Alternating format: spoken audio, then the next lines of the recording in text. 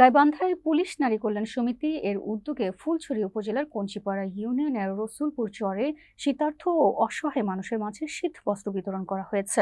রবিবার বিকেলে শিশু, নারী ও পুরুষ সহ 2 শতাধিক মানুষের মাঝে শীত বস্ত্র হিসেবে সোয়েটার বিতরণ করেন গাইবান্ধা জেলা পুনাকের সভাপতি ইশরাত জাহান বিথি। অনুষ্ঠানে প্রধান অতিথি হিসেবে উপস্থিত ছিলেন জেলা পুলিশ সুপার জসিম উদ্দিন। এ সময় আরও উপস্থিত ছিলেন পুনাকের সাধারণ সম্পাদিকা কাজরিমা আক্তার, অতিরিক্ত পুলিশ সুপার প্রশাসন ও অর্থ মোহাম্মদ শরীফ আল রাজীব, অতিরিক্ত police super B circle Sheikh Muttajul Islam, Fulchhari থানার ভারপ্রাপ্ত কর্মকর্তা অফিসার ইনচার্জ দুরুল হুদা এবং পুনাকের অন্যান্য সদস্যবৃন্দ। শীতবস্ত্র বিতরণ শেষে সাংবাদিকদের প্রশ্নের জবাবে পুনাক সভাপতি ইশরাত জাহান বিথি বলেন, শীতার্থ ও অসহায় মানুষের পাশে পুনাক অতীতেও ছিল, এখনো আছে এবং ভবিষ্যতেও থাকবে। এই শীতবস্ত্র কার্যক্রম ধারাবাহিকভাবে চলমান থাকবে। পুনাকের পক্ষ থেকে জানানো হয়, মানবিক সহায়তা কার্যক্রম শীত মৌসুম জুড়ে অব্যাহত থাকবে।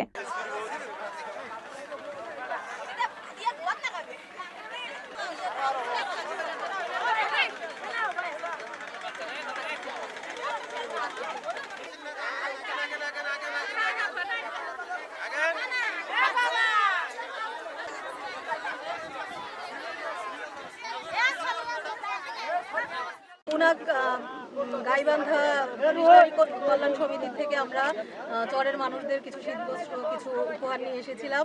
এভাবে তাদের পাশে থাকতে পারে আমাদের আসলে অনেক ভালো লাগছে। ভবিষ্যতেও পুলিশ পরিবার সবার পাশে থাকতে পারবে আশা করছি। সবাই আমাদের জন্য দোয়া করবেন যেন সাধারণ মানুষের জন্য এমন আমরা সবসময় পুনাক থেকে কিছু উপহার সামগ্রী নিয়ে তাদের পাশে থাকতে পারি। কতজনের মাঝে দিলেন, কি কি দিলেন? আমরা এখানে 150 থেকে 200 মানুষের মধ্যে শীতবস্ত্র নিয়ে এসেছি আর কি, ওনাদের জন্য উপহার নিয়ে এসেছিলাম। আমাদের অনেক ভালো লাগছে আসলে ওনাদের সাথে থাকতে পেরে।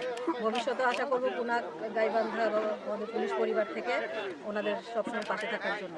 ম্যাডাম কি কি দিছি? ঠিক আছে আমরা ম্যাডাম, ঠিক আছে, আর কিছু লাগবে? বলুক, আমাদের লাগবে। আর লাগবে তো শীতবস্ত্র বাচ্চাদের, নতুন বাচ্চাদের, পুরুষ এবং মহিলাদের জন্য শীতের কাপড় নিয়ে এসেছিলাম।